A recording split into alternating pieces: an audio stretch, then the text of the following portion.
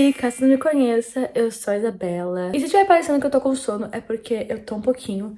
Mas hoje eu vim comentar com vocês toda a polêmica envolvendo o nome do Neil Gaiman, que é um dos autores talvez mais consagrados atualmente. Ele é autor de Coraline, Tons de Magia, Deus Americanos, participa da série The Sandman na criação dela e tem uma polêmica gigantesca envolvendo o nome dele sobre assédio sexual. Vou contar toda essa polêmica pra ti como se nós fôssemos melhores amigas, pra tu entender de uma forma um pouquinho mais tranquila essa polêmica que é bem séria. Eu aqui com o meu pincelzinho, minha escovinha, toda capenga, xoxa, porque meu cachorro mordeu minha pinça, minha tesourinha e um espelho aqui embaixo pra me enxergar fazer a sobrancelha. Inclusive está aqui meu espelho.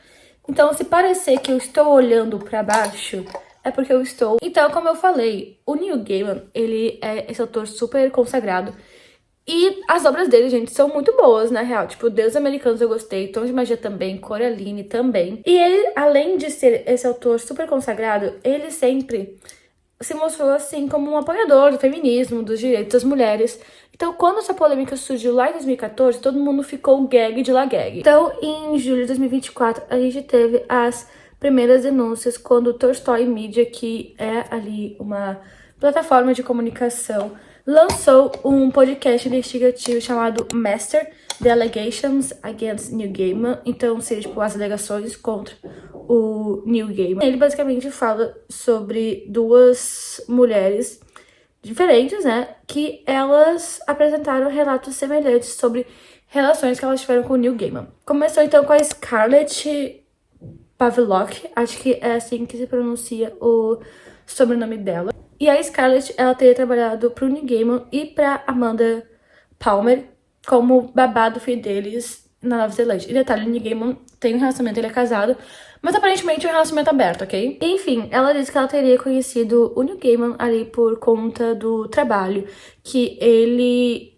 era uma pessoa carismática, mas que o primeiro abuso sexual teria acontecido horas depois do primeiro encontro. Ela também afirmou que os abusos, eles continuaram acontecendo. Gente, eu não sei fazer sobrancelha com esse espelho no zoom. Os abusos, eles teriam continuado acontecendo algumas outras vezes e que ela nunca conseguia, tipo, dizer não pra ele por conta da diferença de idade, essa relação de chefe-patrão, questão financeira também, né, já que era o trabalho dela estar ali. E ela falou que esses abusos aconteciam quando ela estava ali trabalhando pra família e acontecia perto das crianças até. Eu odeio fazer essa minha sobrancelha porque ela é falhada por causa de uma cicatriz que eu tenho.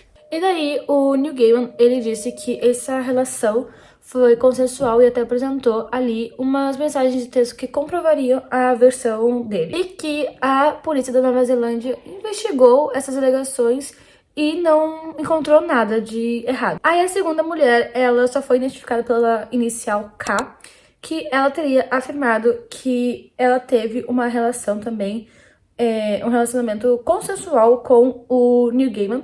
E o problema não era a questão do consentimento pra ela, mas sim o comportamento dele durante as relações sexuais. Essa mulher, a K, ela disse que se sentia constantemente pressionada e havia, tipo, práticas ali de BDSM que ela não havia concordado. Ela tinha, assim, certa dificuldade em, tipo, dizer não por conta dele ser o Neil Gaiman e que muitas das relações eram dolorosas e indesejadas por ela. Até que poucas semanas depois, já em agosto do mesmo ano, outras mulheres apareceram pra falar sobre isso. Entre elas estava Caroline Warner e ela disse no relato que ela morava em uma propriedade que pertencia ao Neil Gaiman e que ela teria sido convencida a ter relações com eles porque isso ajudaria nessa questão de preservar a situação de moradia dela. A Caroline também afirmou que tinha essa questão da diferença de poder entre eles e que ela assinou um contrato de confidencialidade para nunca falar sobre isso.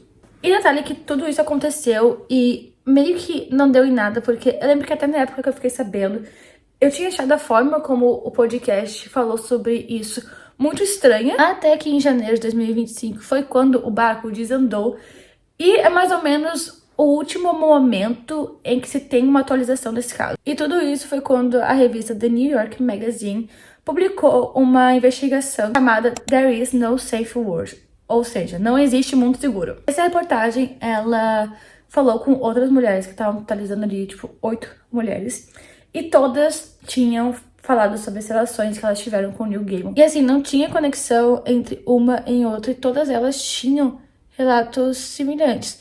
Então, todas elas eram fãs do Neil Gaiman.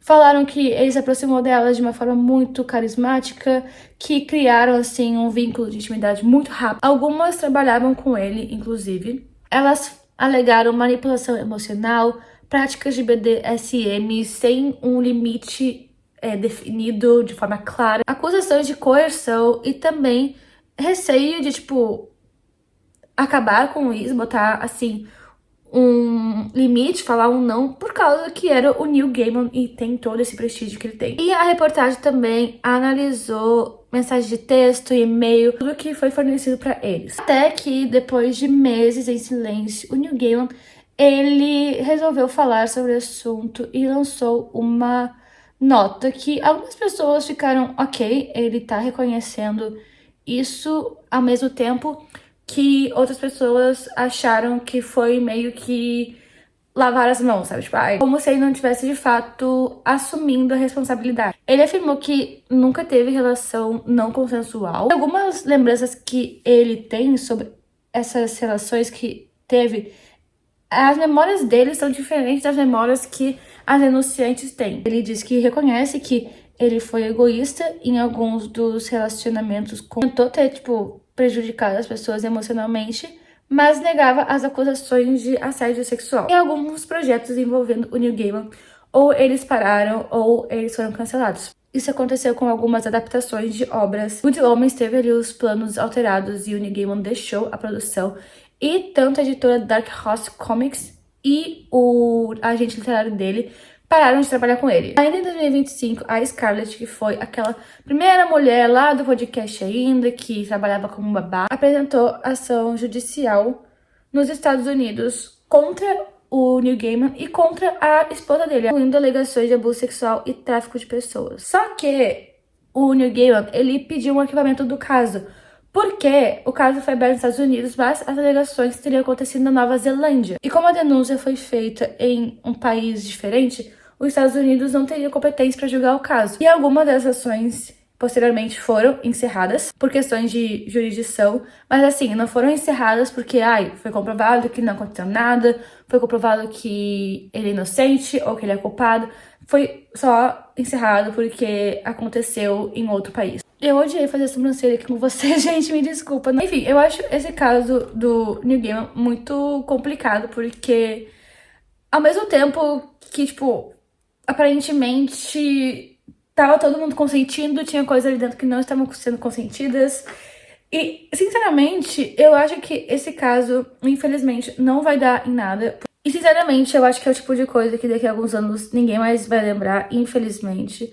E eu tô falando isso como uma pessoa que gosta dos trabalhos do Neil Gaiman, mas é porque eu gosto que, né, eu vou fechar o olho pra essa situação. Porque as últimas atualizações que a gente teve desse caso foi em 2025. Tipo, algumas têm 1 ano e meses, sabe, que aconteceu, e ninguém mais fala sobre. Eu acho que as pessoas não acompanham mais o trabalho dele como antes, assim, disso acontecer, mas parece que as pessoas só, tipo, ignoram tudo isso, e eu acho estranhíssimo, ok? O podcast, quando saiu, ele acabou fazendo mais barulho do que a reportagem. Era muito estranho, tinha coisa ali que tu ficava, não tem sentido. O podcast, sinceramente, eu acho que acabou mais prejudicando a Scarlett e a Kay, né, que é a letra K e em inglês é Kay, do que ajudando elas. Talvez se elas tivessem desde o início ido com a reportagem, se bem que não teria a reportagem se não tivesse o podcast, né? Mas digamos que no mundo teria a reportagem e o podcast. Eu acho que a reportagem trouxe mais embasamento, e de fato foi a reportagem que fez o Neil Gaiman falar, tipo assim, se pronunciar, sabe? Porque era só, tipo assim, não, foi consensual e tal, e daí com a reportagem ele teve que fazer um pronunciamento certo. Então, não sei, a impressão que deu é que o podcast acabou até um pouco atrapalhando elas, o que elas queriam falar e trazer a público, do que de fato ajudando elas. Mas enfim, gente, esse foi o vídeo.